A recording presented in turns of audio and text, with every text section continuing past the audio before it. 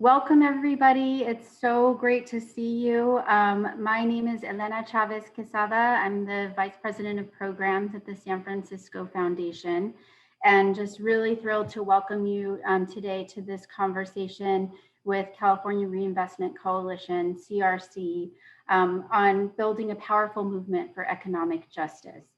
And wanted to just also recognize our co-hosts for today's session, the Bay Area Asset Funders Network, the Friedman Family Foundation, the Walter and Elise Haas Fund, and the Y&H Soda Foundation. So thank you all for the support and for co-hosting this with us.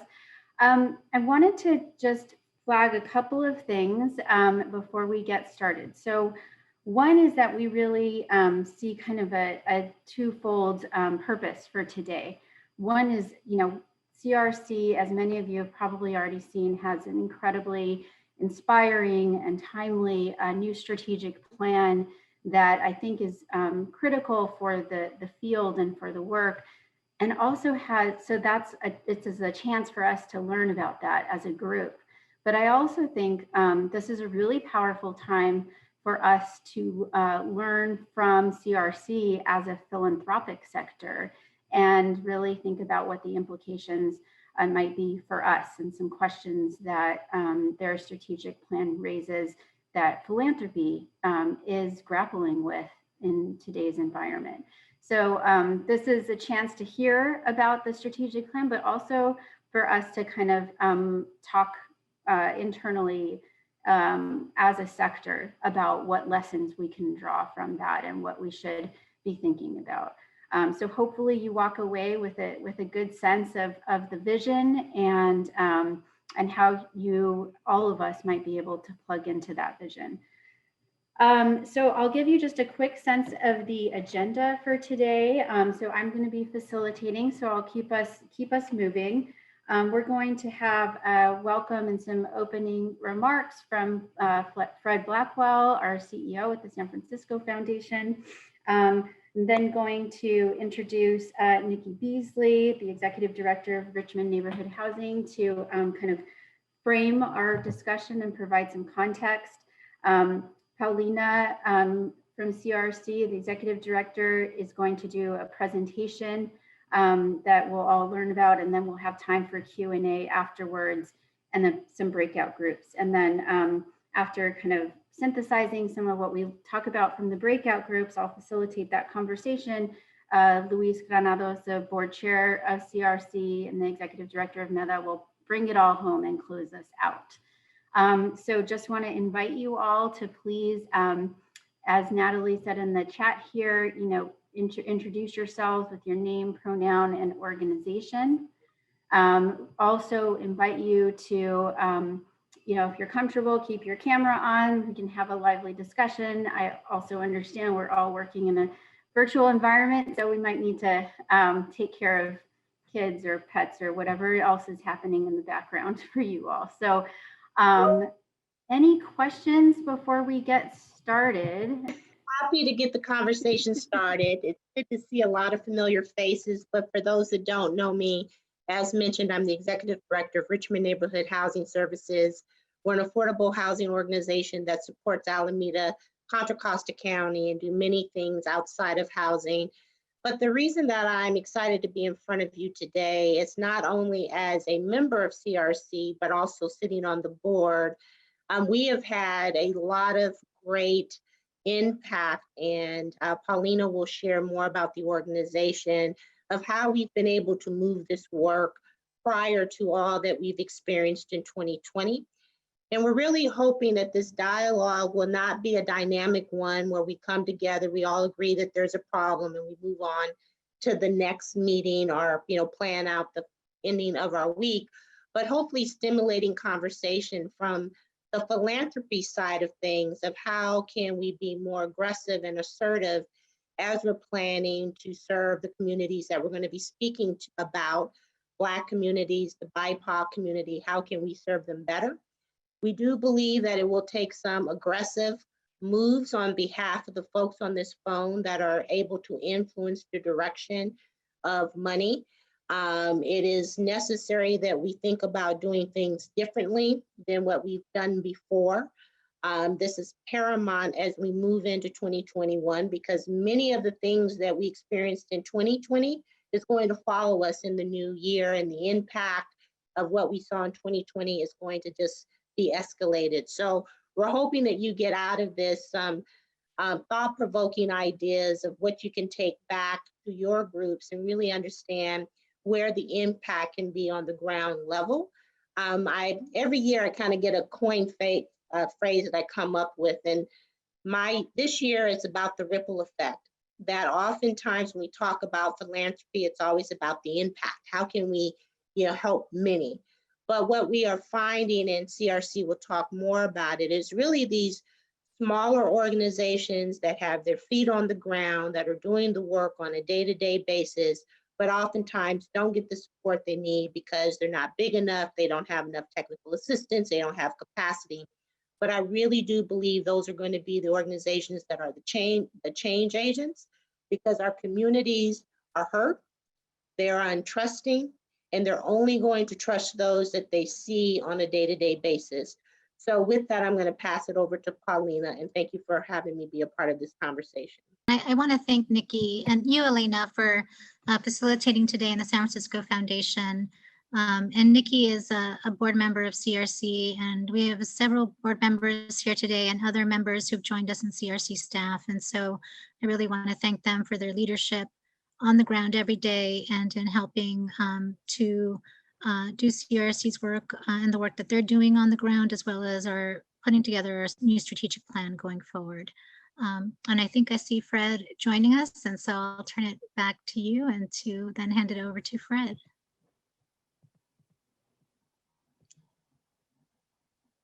Great.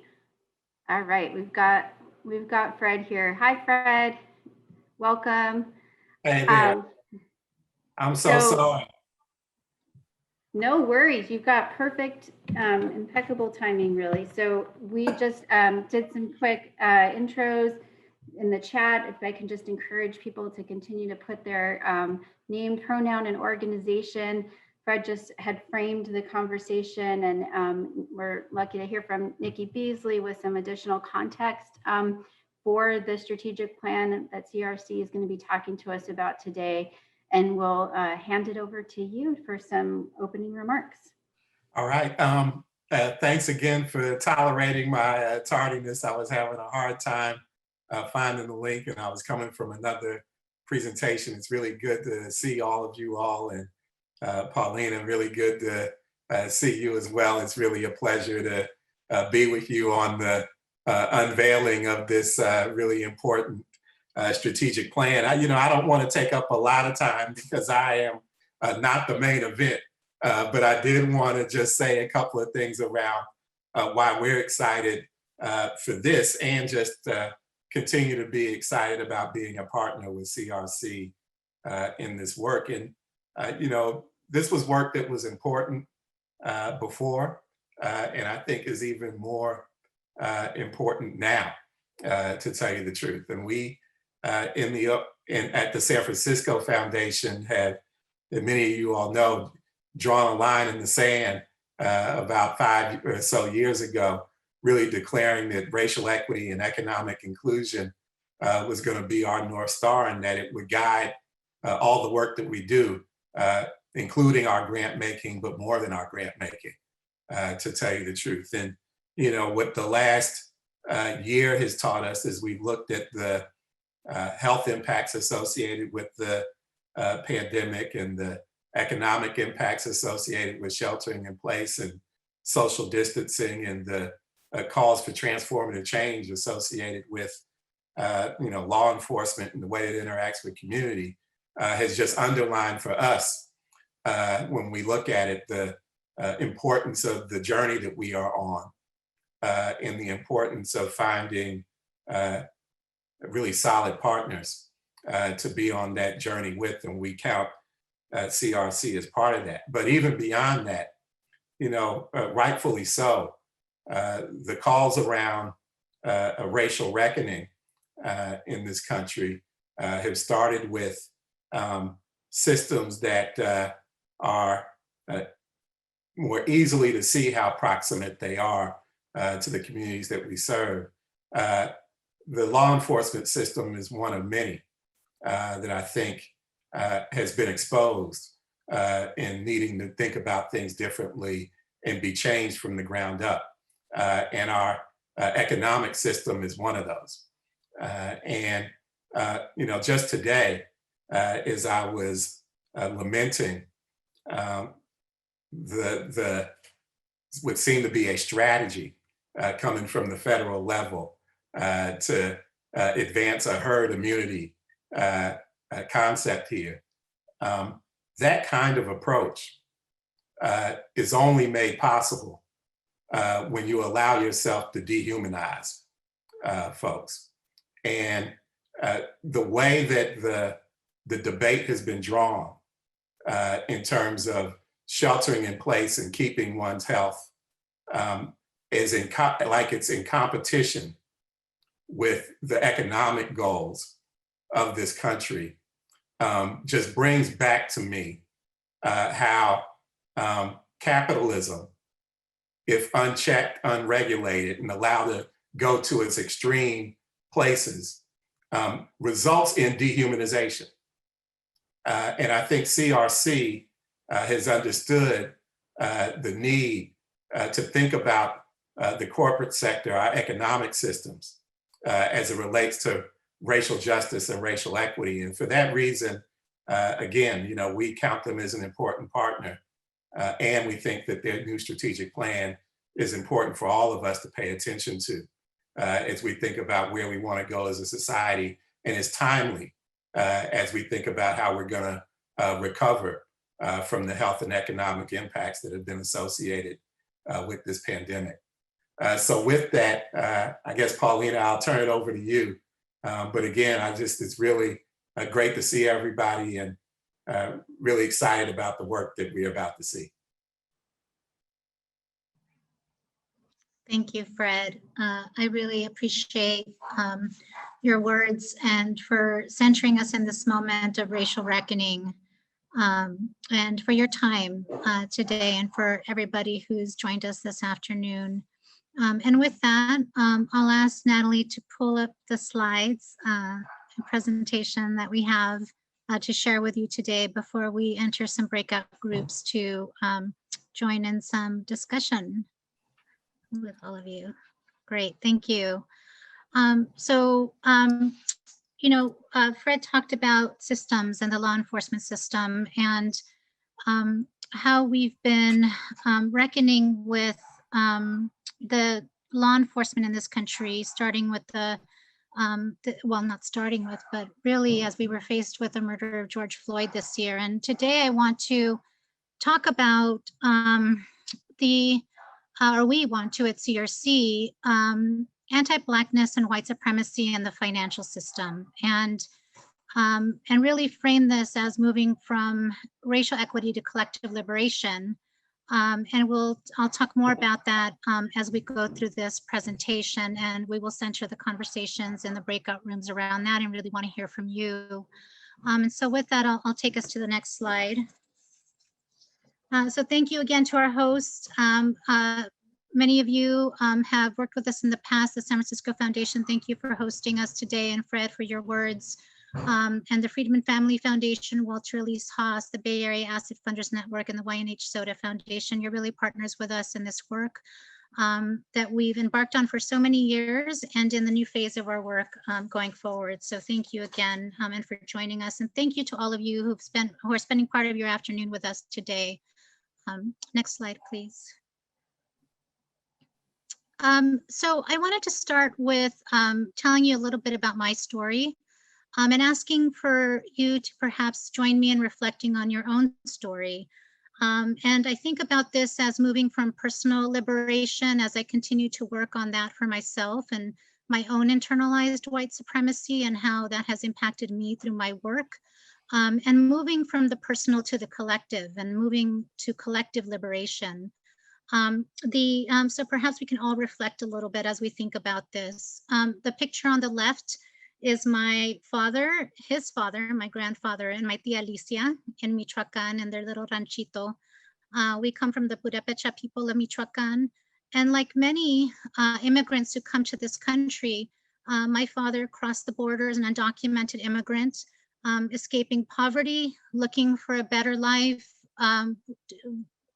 willing to work very hard to provide for his family in Mexico and for what would then be his daughters, myself and my sister.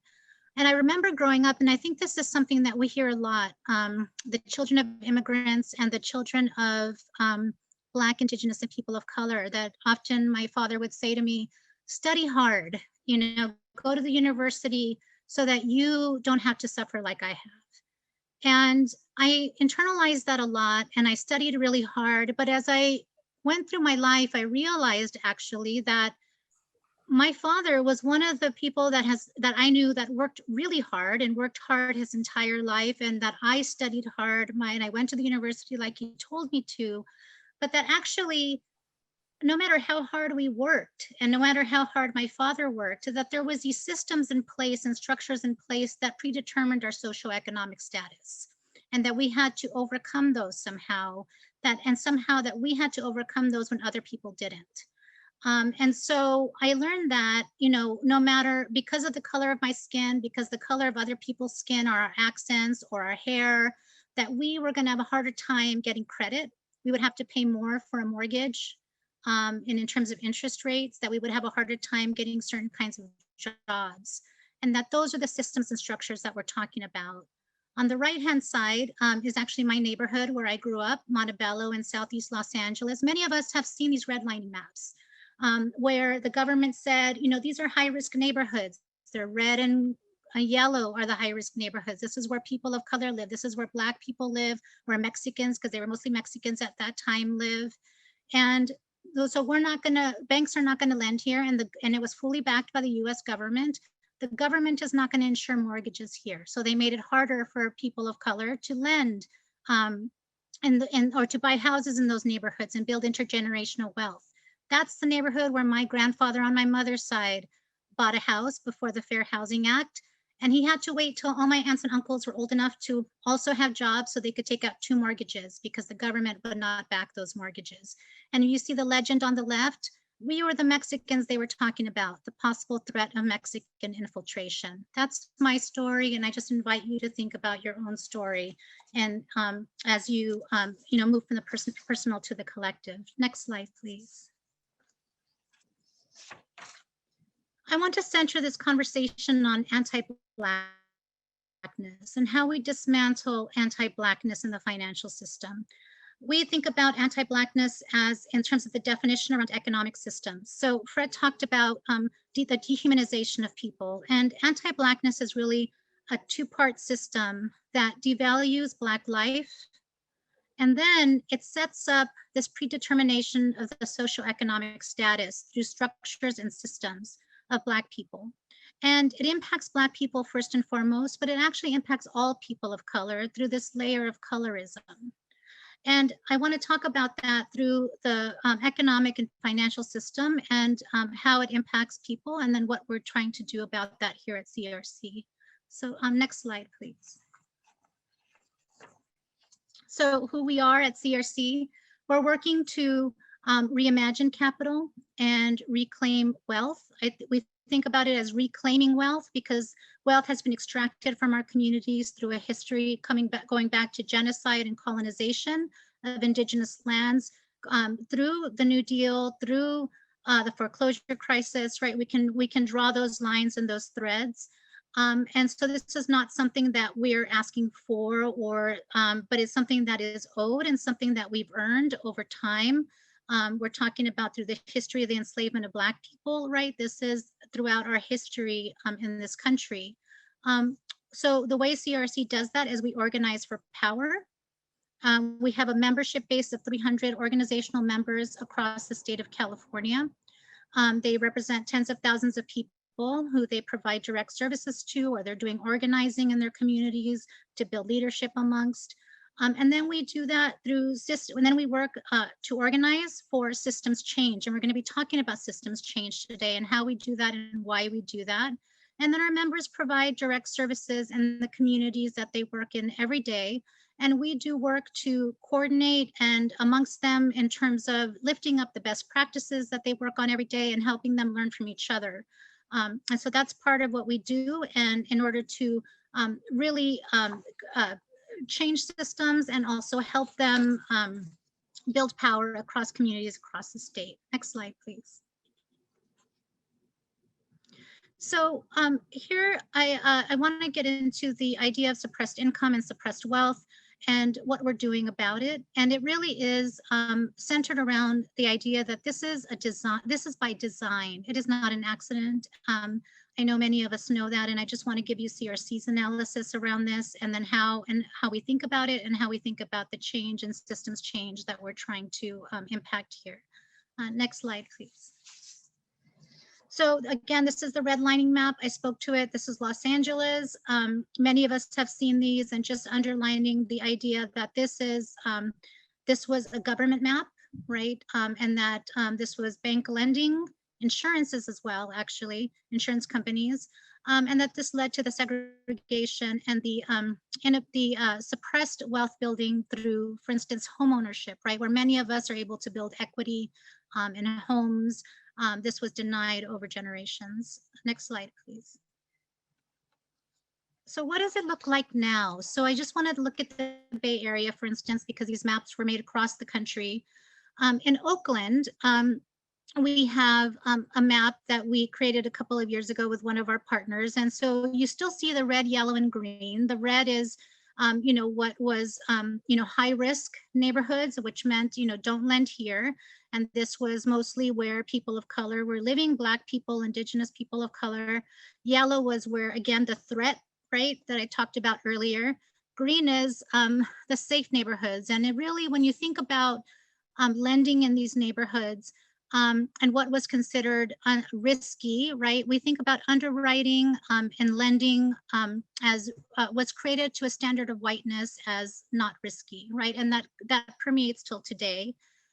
But when you look at the green dots here, this is today. This is where mortgages are being made to what we call serial evictors. So banks are now making mortgages to landlords, corporate landlords, landlords who are known for flipping homes, evicting low-income tenants, often people of color, and bringing in high-income earners. So it's really about layering harm over harm in the same neighborhoods who have historically faced, this type of suppressed income extraction, right, that we continue to see to this day.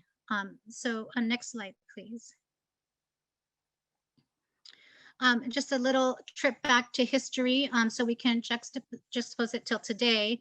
When we think about the New Deal, I just want to think about suppressed income, because income and wealth, are different things, but they go hand in hand. And when we think about the New Deal programs of history, often we know and we've learned that they excluded certain sectors and industries, and those sectors and industries were often those that were where we were employed, where Black, Mexicans, Latinos were, foreign, quote unquote, foreign workers, as we were called, were employed. And so that our incomes were suppressed, right? Those industries were agriculture, service sector jobs, domestic workers, restaurant jobs. And so, for instance, we were denied the right to organize in unions and collectively bargain to raise our wages. And so we see this two-tiered income tract for different sectors of jobs. And I think about the GI Bill, for instance. As war veterans came back from World War II, many Black World War II veterans were tracked into, who were able to use the GI Bill, were tracked into vocational schools instead of four-year universities, for instance. In the Vietnam War, that still happened. My uncles were tracked into vocational schools instead of four-year universities. So what does that look like today? Next slide, please. We still see policies. So when we think about practices, policies, and ideology, those are the things that hold up anti-Blackness. And we think about practices. I gave you an example with the displacement mortgages. When we think about policies, we think about the policies of the New Deal as an example historically that exclude. When we look at policies of today, we think of that it still continues to happen where we're excluded and wealth and income continue to be suppressed for Black, Indigenous, and people of color. And so, for instance, the California Earned Income Tax Credit.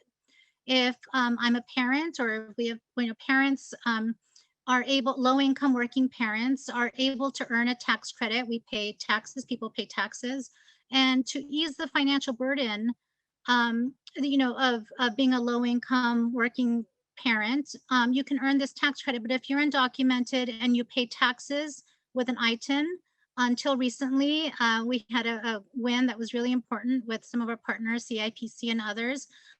You were excluded from that benefit of the earned income tax credit, right? So these are policies that exclude, or the stimulus checks that are excluding undocumented workers who pay taxes, or mixed status families. If you're married to an undocumented worker or a DACA recipient, you're excluded. Or domestic workers who are still excluded from many labor rights, and then also many who are undocumented, Black immigrant workers, other immigrant workers who are excluded from many of the benefits of a stimulus check or other recovery from COVID stimulus packages. So again, policies that are meant to exclude, suppress income, and suppress wealth. Next slide, please. I want to underline that in times of crisis, wealth absorbs shock. So, I mentioned earlier, many of us hold wealth in the homes that we own. If there's a crisis like COVID, if a family member becomes ill, if you have a job loss, you can pull equity from a home. If you have an IRA, you can, pull from your IRA. If you have savings, you can pull from that wealth in order to carry you over from that crisis and prevent houselessness, prevent just losing your house, losing your rental, and ending up, without a house and somewhere to live. It can prevent you from getting a repossession of a car. It could prevent you from, the kind of, being without being able to pay for food. That wealth absorbs shock. And when there's a crisis like COVID, or there's a crisis like the foreclosure crisis, or any kind of crisis that often happens, it's in life, there seems to be two tracks for the rich and the poor, and or those that have wealth and those that don't. And that wealth is an important aspect of being able to absorb a shock from crisis. Next slide, please. We've often teach what racism looks like now, in the past, not what it looks like now. We often remember these signs that were up in the South and in the Southwest around the country, but we don't often, and they stick in our mind, and they're very painful, but we often don't teach what it looks like now. Next slide, please. And what it looks like now, we may not see those signs on bank windows anymore. So for instance, the Paycheck Protection Program, that was a stimulus recovery package for small businesses. Even though we don't have those signs on bank windows anymore, that Paycheck Protection Program that was supposed to help small businesses withstand the crisis of COVID shutdowns, which are absolutely necessary to save lives, only 2% of those loans went to Black-owned small businesses, 6% went to Latino-owned small businesses. And so it's a different kind of, sign on that bank window, but it has the same impact in terms of the economic harm and the kind of harm it has on Black and Indigenous and people of color in this country. Next slide, please. So what can we do? What is it? How do we move from racial equity to collective liberation? How do we reclaim wealth from this extractive model, from this exclusionary model? Next slide, please. So the three pillars of anti-Blackness that predetermine socioeconomic status, as we have learned, are policies, practices, and ideology. And so I want to talk a little bit about how we can impact those three things as we begin to dismantle anti-Blackness within the financial system. And so I'll break that down. Next slide, please. So policy change is essential. We must, these different impacts that I just, laid out in the previous slides, the way that anti-Blackness and white supremacy and the harm that has come from those, they were put in place through policies, systems, and in order to dismantle those, and in order to undo the harm, in order to repair, we must do that through policy, and we must be bold. And we have communities who are out in the street, who are out in Sacramento, who are in DC, who are in the streets calling for bold policy, and it's being led by people of color, and it is being led by women, by Black women, by brown women, by Indigenous women. And we're also in corporate boardrooms and in corporations calling for bold corporate policy, and that policy change is essential, and we must support it, and we must continue to organize for bold policy change. Next slide, please.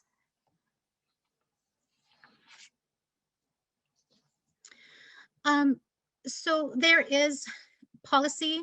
There's policy, practices, and ideology. You just spoke about policy.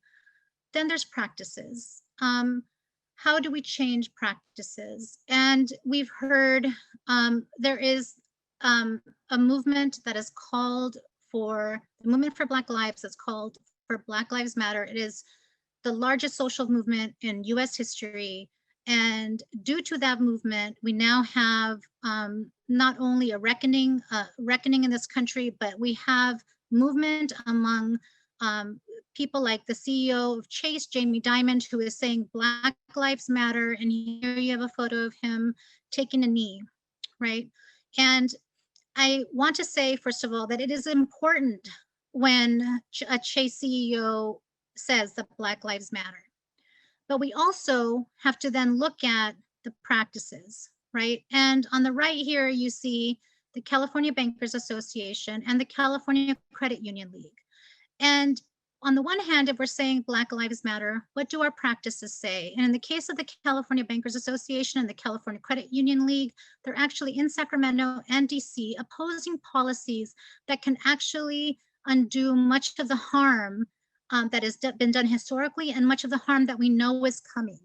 So we have to be able to look at those things and then be able to see how can we actually hold those two opposing viewpoints and actually begin to hold some accountability around those. Because in the Bankers Association and in the credit union, we have the Chases and the Bank of Americas and the Wells Fargo and other banks, right? Next slide, please. Ideology. I said Black Lives Matter, the movement for Black Lives, is the largest social justice movement in our history.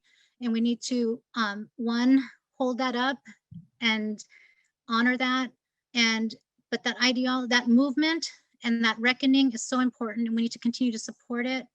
And then there is also the value of Black life, the value of Black work, the value of brown work, the value of work of people of color, of Indigenous people, of Black people, and to know that that means that we must be included in policy, that we must be included, and we must stop the exclusion, and that we must be bold.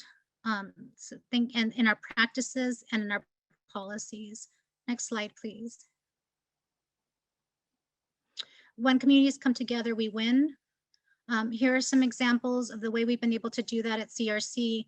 Just last legislative session with SB 1079, a law that was passed, with CRC was at the forefront with many of our partners working to ensure that if we have another foreclosure crisis due to COVID, that nonprofits, that community land trusts, that tenants can be first in line to purchase those properties before Wall Street swoops in. That if banks are redlining, if they're discriminating, that we take them up to court, and we did that with One West Bank. We sued the Trump administration with the Consumer Financial Protection Bureau because they were refusing to move forward on a rule that would make banks share their lending data. Are they lending to Black people? Are they lending to brown people? Are they lending to women? And we sued and we won. And with the California Homeowner Bill of Rights and the last foreclosure crisis, we made it so that homeowners had more rights and were able to modify their loans and sue banks if they didn't follow that law. So when we come together, when we organize and we exercise our people power, we win. Next slide, please. I started this with what CRC does, organizing to build power, to create systems change. And we have a program now around that's built on community health promoters, the promotora model. It's trusted community leaders who go into the neighborhoods and talk to their neighbors and talk to a community about, in the community health model, it's about health and difficult conversations. In this model, it's about economic empowerment with the goal of leadership development to then create systems change. And here, it's actually both of those things, economic health and leadership development. And this year we're taking on corporate landlords. And those corporate landlords, if they want to be in our communities, and they have to pay more taxes on those homes that they own. And we need to put that money back into affordable housing. And hopefully that'll have an extra impact of also incentivizing them to let go of those homes and free them up and put them back into the market so that single families and those who have been excluded can buy up those homes. Last slide, or next slide, please. Lastly, we want you to think about where you're funding, to really think about funding systems change, policy change, Black and brown led organizations, but we want you to think about beyond the check.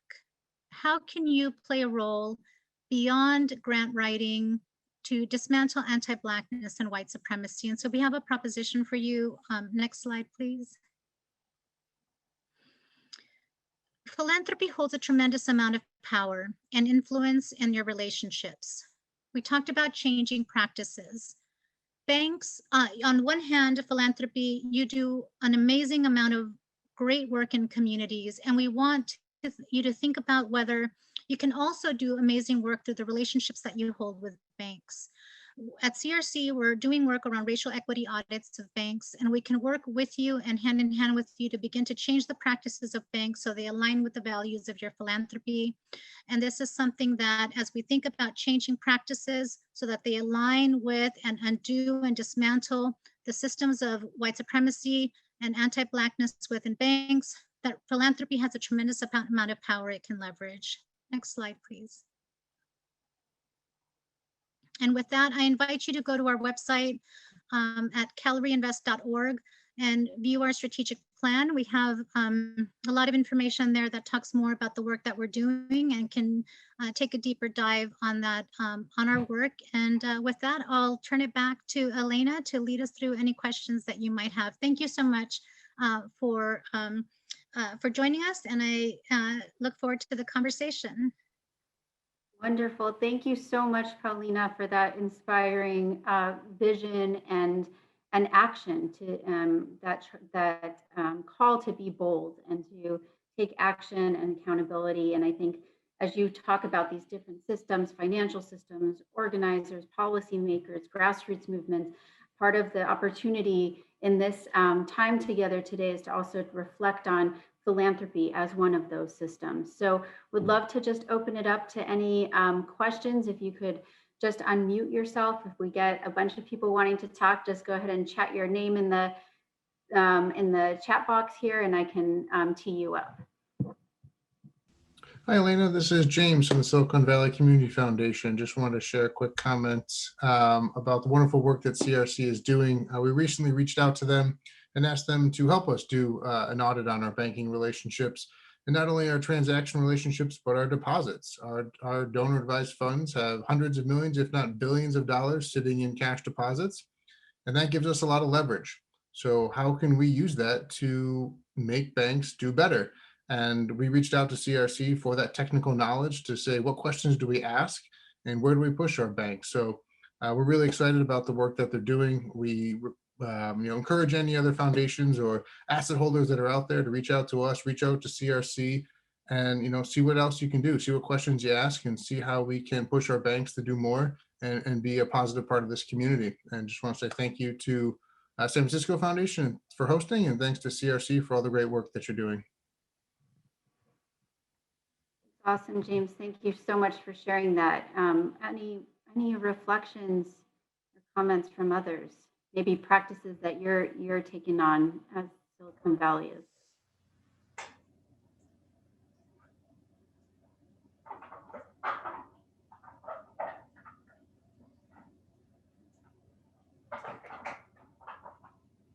James, could I ask you just a quick follow-up question? I'm just wondering, it's such a, it's great for you to share what you all are taking on. And I'm wondering, like, what led you to the point where you asked CRC to engage in this process with you? What kind of prompted that for you?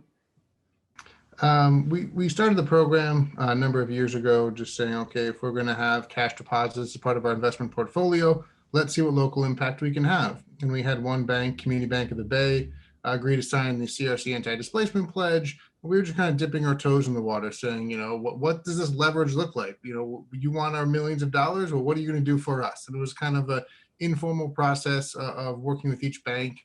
And we've got to the point where now that we have large allocations and deposits at banks, and we say, you know, let's formalize this.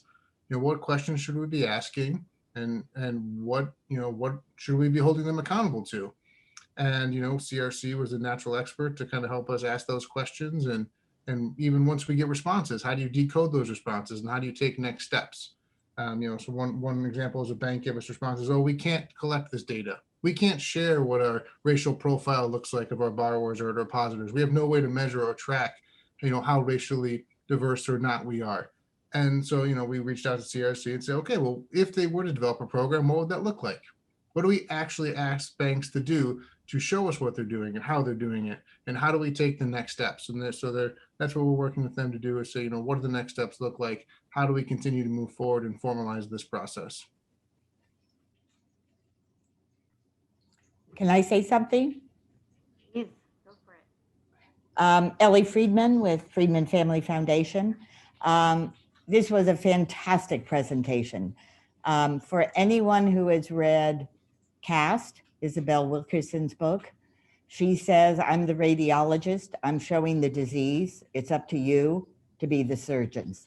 I think you just laid out how we rebuild the house, rebuild it or destroy it and build it anew, what the wiring has to be. So thank you, you've given the answers, and you should follow Wilkerson when she makes her rounds of speaking.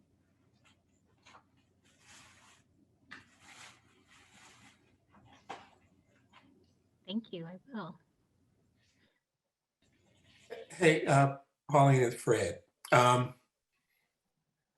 know, when I think, first of all, thank you for a great presentation. And, you know, there are definitely parts of it that are inspiring and parts of it that are kind of infuriating when we look at the history of the financial systems in relationship to Black and Brown communities.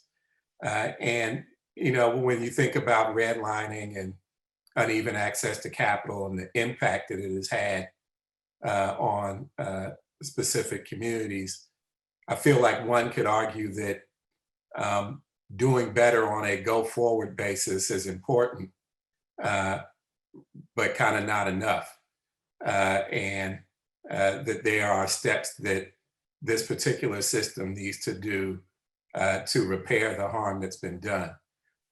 I'm wondering if you could talk a little bit about CRC and its position, not only kind of on the go forward, but what are the things that banks and financial institutions can and should be doing in order to advance a reparative agenda in terms of the way that they've been interacting in our communities?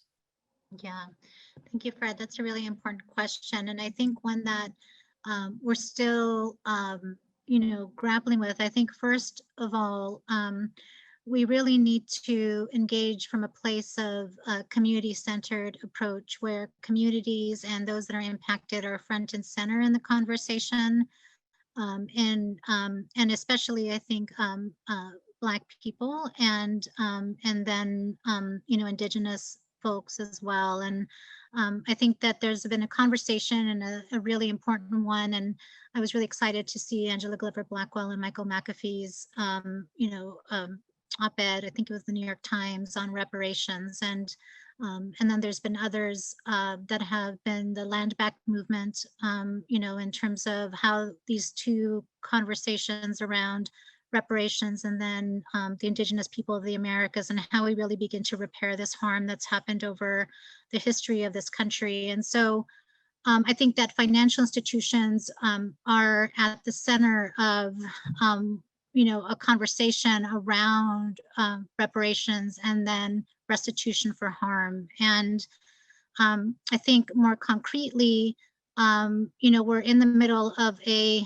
pandemic, and we see this economic harm right now most acutely in these communities because of the history that we've endured. And so most immediately, we've seen that banks can and should, for instance, put properties first and foremost that come into their hands, into the hands of communities first. And that's policies that they can do internally and not have to wait for public policy, for instance, in that regard.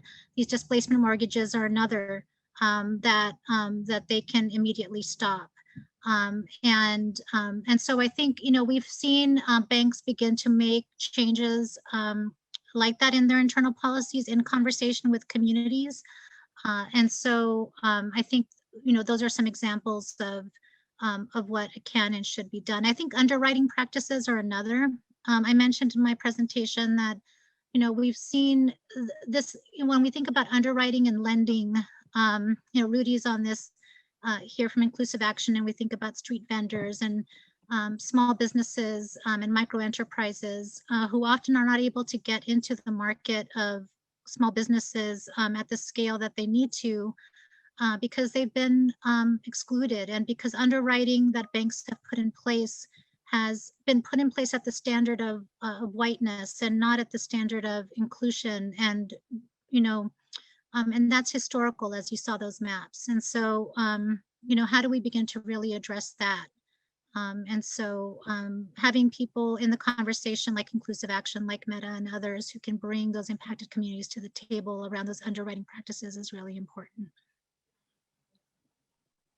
Thank you. Thanks, Fred. I'm going to just tee up both Jidan and Rudy, if you could briefly summarize your questions so Paulina can respond all at once, and then we're going to move into the next part of our agenda. Jidan, do you want to tee yours up first? Sorry, I'm having child stuff going on. Okay, no problem. Rudy? Paulina, I just want to tell you that I appreciate your whole presentation, but I love the slide with Jamie Dimon, our friend there. And I'm wondering, there's so much, I remember so many statements from many of us, even here on the Zoom, about Black Lives Matter and how Black Lives Matter to us and to our organizations. But then I see less statements about following their call to defund the police, following their call to cancel the rent, following their call to invest in our neighborhoods. And my question is similar to Fred's, but it's more geared to us. What do you think? What does CRC think we need to be doing to build power and to make sure we're united in our calls for a better future? Rudy, I think that's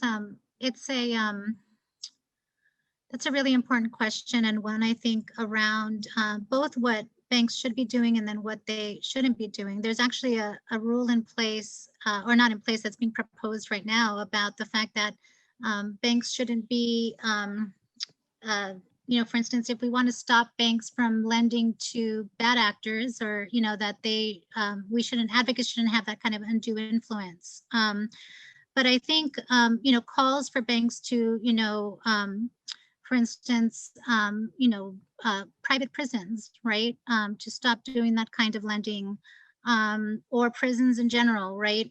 And calls for defunding the police, and that there really be, a unity amongst advocates for these kind of really bold actions. The other day I was on a call where I was saying we have to stop, and this is why I'm very clear, and CRC is very clear about our use of the words of anti-Blackness and white supremacy, that we have to be really bold about our language, and really bold about following the movements that are out in front right now for their calls, that are in community and that are in the streets, and not be shy about the actions that are being called for. And so I think boldness is the word here, following communities, and just and that dismantling of white supremacy and anti-Blackness is going to take that level of courage, I would say.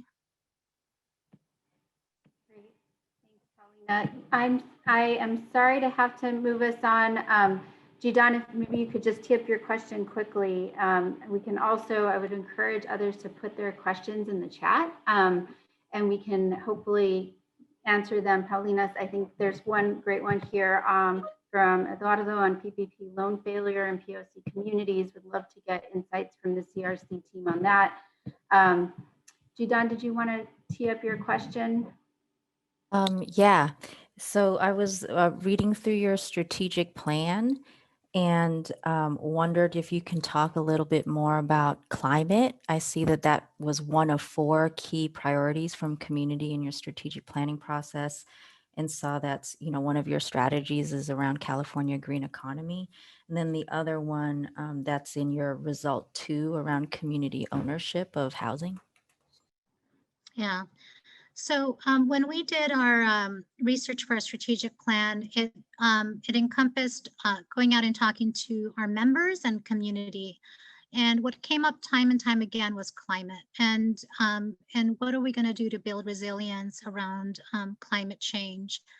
And you know, we just lived through the last summer with the fires and the smoke, and we know that it's impacting all of us, but it's impacting, it's going to impact, and it's impacting low-income communities and communities of color the most.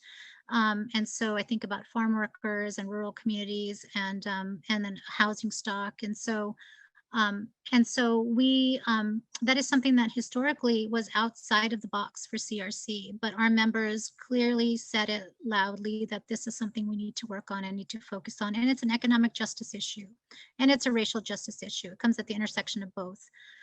So we are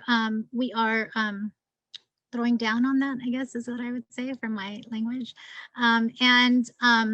And so one of the things that we're doing this year is we're looking at we're working on a state public bank. The iBank in California, the infrastructure bank, is already exists. And one of the things that it has the ability to do, but no capital to do, is actually climate resiliency work. And so that's where we're putting our toe in the water, and hoping to build out that work. The second piece of your question, I'm sorry. A community ownership of housing. Community ownership of housing, yes. So that was a piece of the 1079 work that I mentioned earlier, that was last legislative session, which was a victory, but is actually continuing this year. And so we were able to lead on this work where, so if there's foreclosures, and we saw this and we learned this from the last foreclosure crisis, that Wall Street swoops in and buys up these homes, and now we have a right to purchase for community land trusts, for tenants. We're actually, I'm like percolating on this idea, can we do this in commercial property as well? As commercial property becomes distressed, can we actually begin to think about this in commercial property as well? And so that was a legislative win last session. And we're also thinking about, I'm not thinking about with this corporate landlord tax that we are now introducing next legislative session, that money can be repurposed, not repurposed, but actually directed towards helping nonprofits and community land trusts purchase these properties and keep them in community ownership. All right, thank you so much. I would just encourage you all to keep on putting questions in the chat, and Paulina, maybe you and the team could respond to them as you have time. I want to transition us quickly to a couple of polls. So we want to reflect on this conversation and everything that we're hearing, and also do some introspection as people working in philanthropy. And so if we could pull up the first poll, it is, have you increased grant making for policy advocacy over the past year? Yes, and stay the same, decreased, or don't fund policy. You can take just a minute to insert your answers.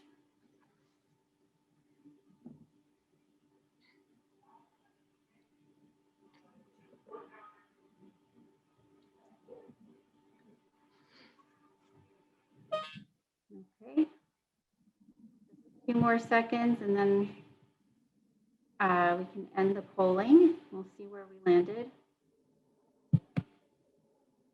Okay, can you all see the results? Okay, great. So we see here about 64% increased grant making for policy advocacy, 12% stayed the same, and then another 24% or so do not fund. So a good chunk of folks on this call increasing and kind of responding to that charge that we heard, Paulina. So the second question that we want to just tee up for you all is, what percentage of your grant making is directed towards Black or Brown-led organizations? And understanding this might be an estimate. So we'll give you all just a few seconds to respond to this question.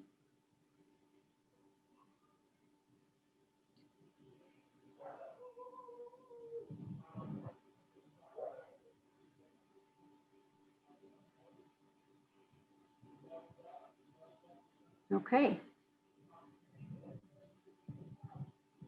So here we have the results, not sure. And then we have about 14% at the 25 to 50% range, 36% at the 50 to 75% range, and then 2 respondents over 75%, which is amazing. Thank you so much for responding to those polls. We're going to transition now into some breakout groups. So we have some facilitators for each group. And so what we're going to ask you to do for about 15 minutes or so, although Jamie, correct me if that number is lower now, because I know we're a little behind. We're going to please share your reflection on the presentation, what stood out to you, and then the 2 questions that we can put in the chat here. What is your organization doing to dismantle systems of anti-Blackness and white supremacy, and where are their growth edges? And second, what are some ways that philanthropy can influence policies, practices, or ideology in our financial system? So you can see those in the chat. So you'll have a facilitator who will also take some quick notes that we'll capture, and then we'll report back, and then have a quick discussion, and Luis from Meda will close us out. So with that, we'll go into the breakout groups. Elena, that sounds great. Yes, this will be 15 minutes, everyone. And if you get bumped out of the room, don't worry, we'll just put you back into a room. So click the button when it comes up on your screen. Thank you.